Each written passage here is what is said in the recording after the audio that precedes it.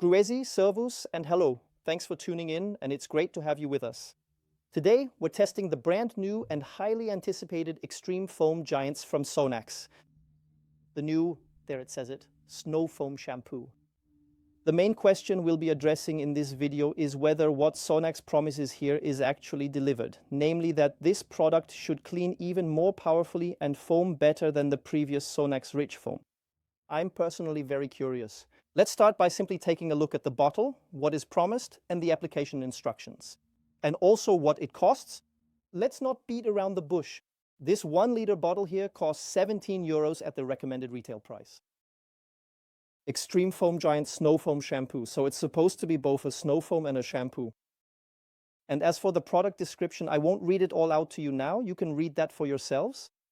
Is this supposed to be a snow foam pre-cleaner that also cleans really well, even though it's pH neutral? A warning notice, which isn't unusual even for pH neutral snow foams. Application recommendation. Now, I really like that.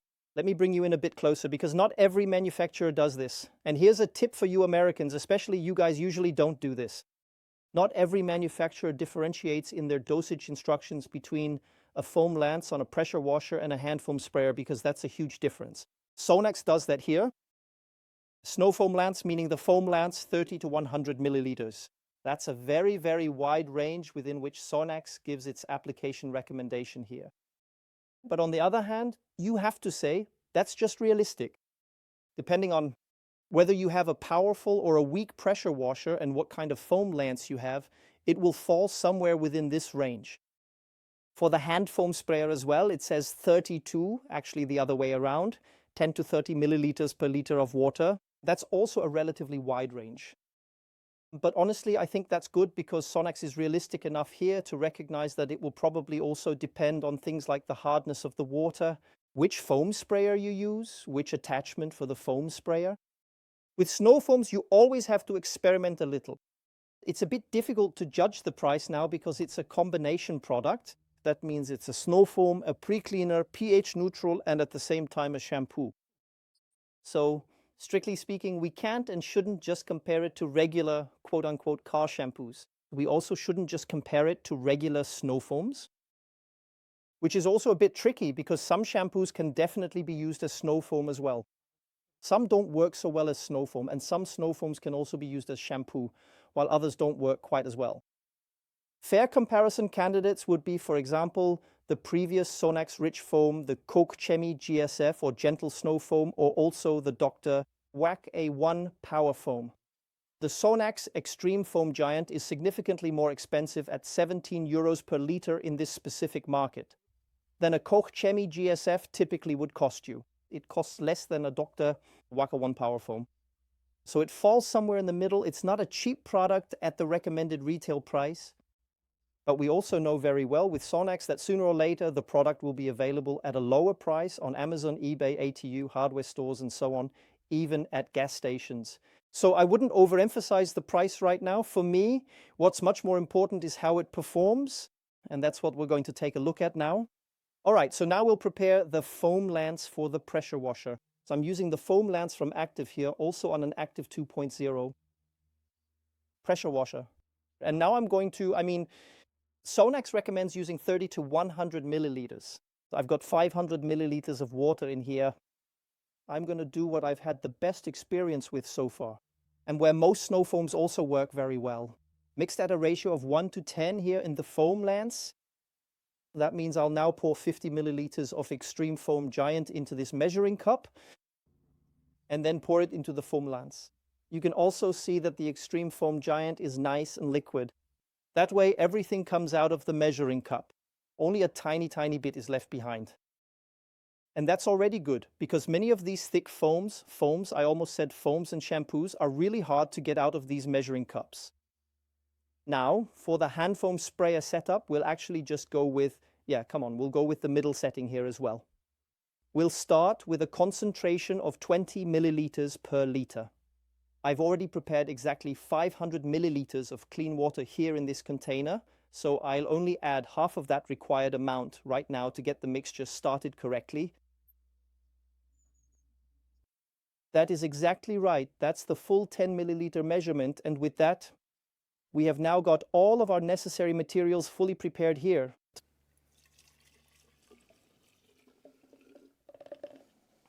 The ICA eForm Pro 2 is ready to go. And now let's take a look. That is looking very nice indeed. Oh, wow. That is honestly a really incredibly smooth and velvety foam texture right there. Actually, I would even go so far as to say, next time I would actually use even less snow foam, because this is almost a bit too thick and too dry. But I think it's a really great foam texture. And above all, look, today I can't really talk. The foam also sticks very nicely, very well, and for a long time on the paint. So up to this point, it really looks good, I have to say. We will now attempt the exact same procedure right here, using the active foam lance.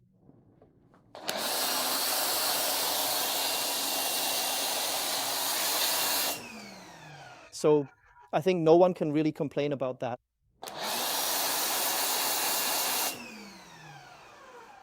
The foam is really good.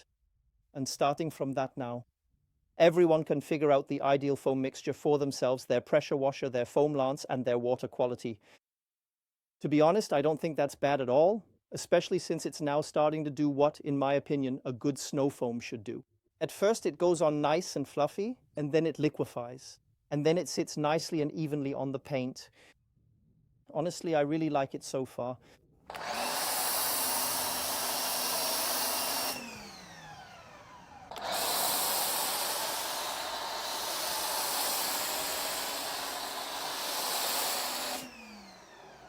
So just as important as how long a snow foam stays on the paint is how easily and effortlessly it can be rinsed off.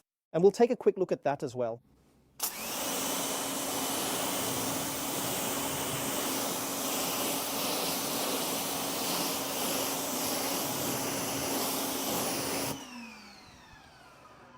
Yeah, absolutely no surprise, it works flawlessly. So far, so good, I'd say. The Extreme Foam Giant does exactly what I expect from a snow foam. It foams up very strongly, even at, I would say, relatively normal concentrations. You can even go lower with the concentration. From what I've seen so far, it cleans well. But keep in mind, it's still a pH-neutral snow foam. If you're expecting the cleaning power of an alkaline pre-cleaner here, then you haven't really understood car care properly anyway. For me, it cleans well enough. It has a pleasant scent, although that might be the only criticism so far. The apple scent that's in here, I don't find it as strong as, for example, the berry scent in the rich foam, or the scent that was in the Foam Invasion back then, that special edition of the rich foam. Those had a stronger scent, especially on the car itself. Some of the scent intensity has been lost, but that's something I can easily live with, considering that we have, I would say, a noticeable increase in foam performance here, although it's not extreme. So it's not like it's suddenly going overboard. With foam performance, it's noticeable, but it's a small improvement since it was already good before. And we also have a tiny bit better cleaning performance. But to see that definitively, I would have to do a direct side-by-side comparison again. That will follow in a future video. But now there's still one question. SONAX does write on the back here, time for action, unleash the foam giant, then wash your vehicle from top to bottom with a sponge. But that's it. So there are no dosage recommendations for the wash bucket here. The Ridge Foam always had that. So now we're just going to try out whether it still works as a shampoo in the wash bucket. I still remember the dosage recommendation from the Ridge Foam back then. I think it was always 50 milliliters for 10 liters of water. That's exactly what we're going to do here now. 50 milliliters, 10 liters of water. And also, very, very important, when doing shampoo comparisons, always use the same wash mitt. You know this one, it's the orange one from ADBL. I always use it for these shampoo tests because I just know that it's a mitt that doesn't glide particularly well. And that way I can really judge how well a shampoo glides or doesn't glide. That's exactly what we're going to take a look at now. Oh, not bad. But now we have to stay objective here. Right now, there's a wet sealant on the car. If I remember correctly, it's the Amore. Detail supply beats. That means there will be a bit of extra glide effect, possibly caused by that, although when rinsing off in a moment, you'll also see that there's not much left of the wet sealant. But yes, up to this point, since I know this is a wash mitt that doesn't glide as well as others, the glide effect is absolutely sufficient. So at this point, I can say yes, the Extreme Foam Giant is also suitable as a shampoo. Very, very good. Now I'm going to grab another wash mitt, one that I know usually glides well. It's one from the Rag Company. All right, here we go. That's kind of the sneaky thing about it. Shampoo tests where you also have to be a bit critical of the testers themselves. If you use a different wash mitt every time, or always use a wash mitt from the start that glides very well, then it becomes difficult. When making statements like it glides well, that's why it's important, because here we have a huge difference. This one glides excellently and I really like it. Yes, so absolutely with no limitations, it also works as a shampoo.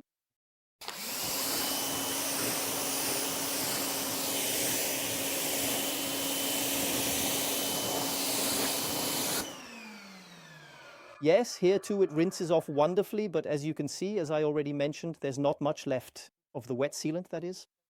So it really shouldn't have affected the result of the glide film here.